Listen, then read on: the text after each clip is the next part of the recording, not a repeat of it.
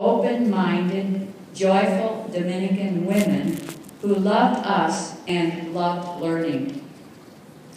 It was here that I found the meaning of friendship and community. It was here that I began to find my voice and passion for social justice based on the words of Jesus. In other words, it was here that I began living what Hafiz, the mystic poet, says, God, what love mischief can we do for the world today? Truthfully, I am an unlikely candidate for being here. It wasn't until senior year that I was really ready to settle down. I was having too much fun.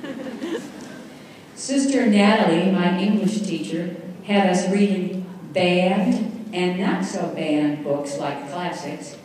Because of her being a strong Dominican woman, I fell in love with learning. So here I stand in front of Trinity Blazers, young women being prepared for the next step in your lives. I'm sure that you know the world you have inherited is poised at a significant juncture and in great need of trailblazers.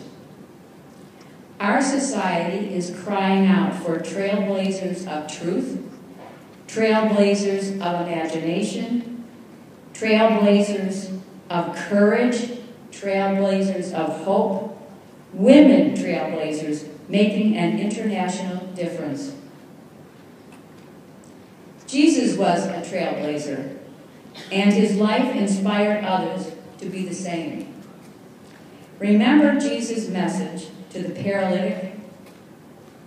Pick up your mat and walk. There's a sense that we are all paralytics, being challenged to pick up our mats and walk into an unfamiliar horizon that beckons us. You are being prepared at Trinity to have your minds and hearts wide open, to learn about cultures vastly different from ours, traditions which seem unimaginable, religions unlike ours which love the sacred as much as we do. It is here at Trinity that you have the opportunity to wrestle with today's ethical questions by bringing them into dialogue with your faith. How do we bring tears of refugees, cries of young trafficked girls, the ache in our hearts over gunned-down children, and our sadness of spirit over endless wars into humane discourse? To bring it closer to your lives here at Trinity, who are the left-outs, the voiceless, the marginated, the branded? In this culture of guns, how can we turn our own guns in? Guns of gossip, guns that blame, guns that overconsume, even guns of internal gender oppression. You may think that you're not ready to carry the Trinity banner of being a trailblazer. I want to highlight two women who walked a seemingly impossible path, carrying their mats with heads held high. The first is Sojourner Truth, an African-American woman who was born into slavery. She was 9 years old when she was sold at the auction block along with a flock of sheep for $100. When she was 54, she delivered her now famous speech at the Women's Convention. And I love to read the whole speech, but I'm just going to do a few little words of hers. She starts out by saying, "Well, children, where there's so much racket, there must be something out of kilter. I think that twixt the Negroes of the South and the women of the North, all talking about rights, the white men will be in a fix pretty soon. She also goes on to say, I could work as much and eat as much as a man when I could get it, and bear the lash as well. This is my favorite sentence. And ain't I a woman? I have borne 13 children and seen most of them sold off to slavery.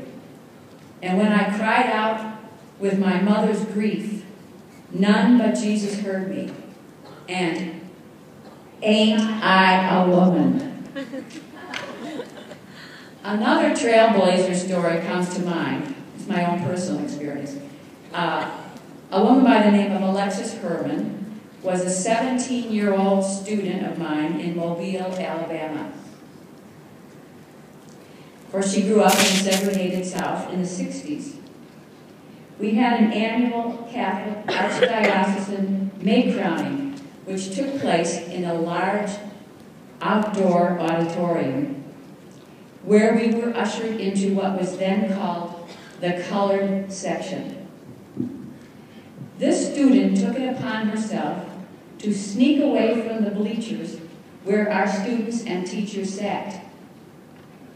Her plan was to meet the bishop after the crowning and ask him a question that was burning in her heart. She found out where he would be after the program. There she hid until the bishop returned. However, to her dismay, she found herself in the room where the bishops and all the priests were about to disrobe. In panic, she jumped out from her hiding place, and when asked why she was there, she fearfully said, I came to kiss the bishop's ring. But as soon as that was out of her mouth, she found her voice broke through her paralysis. She picked up her mat and confronted the bishop with her question. Why was our school not invited to be on the field ceremony for May crowning? Only white Catholic schools were invited. The young woman power of that moment resulted in the end of a segregated public May crowning in Mobile, Alabama. This particular woman trailblazer went on to become Secretary of Labor in Clinton's cabinet. Behind both these stories are friends, family, and community. A church trail that desperately needs women to help create a transformed future. A trail that sees a shriveling, parched earth, an earth that needs all of us to love her so much that we will change our lives for her future and the future of our children. With Trinity learning and meaningful close relationships, friendships, with Trinity community infused with joy, and with audacious hearts, may you be God-saturated women, ready to walk, talk, dance, sing a new world. Trinity Trailblazers, it's your time, your moment, your call. Pick up your mats and walk.